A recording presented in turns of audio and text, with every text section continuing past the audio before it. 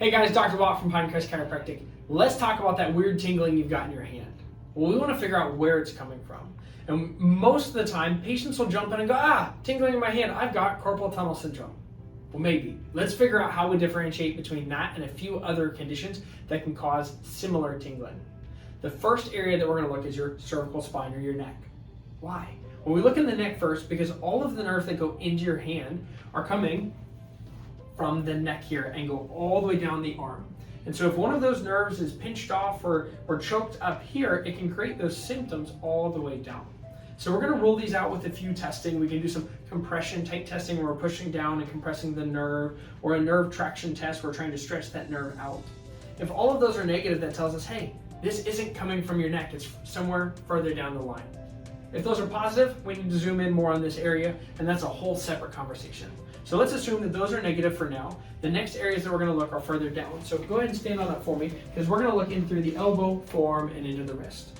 Working from top down still, the first area that we're going to look is the cubital tunnel. This is a tunnel that sits right on the backside of your elbow on the medial side, right here. This houses your ulnar nerve. If you've ever hit your funny bone, you hit your ulnar nerve. It's not very funny to you, but it is to everybody else. And so that nerve right there runs through a tunnel, hence the name. And if there's any sort of swelling and inflammation, it can start to pinch that. Now, how do we differentiate that between the carpal tunnel? Well, one is going to be the symptom-based. Your ulnar nerve comes down and goes more into your pinky and a little bit of the ring finger, where your median nerve, which is where the carpal tunnel is, has to do with our first three fingers and then half of the fourth.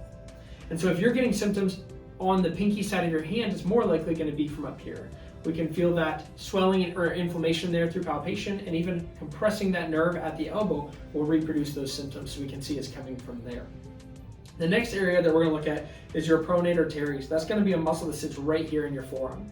This is the hardest one to differentiate between here and your carpal tunnel. It's the same nerve, meaning it's going to hit the same part of your hand to go numb and tingling. There's a few differentiating factors.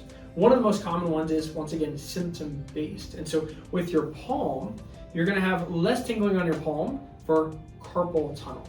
You're going to have more tingling up here in the pronator teres. That has to do with the fact that after the median nerve runs through the pronator teres, a branch comes off and innervates your palm.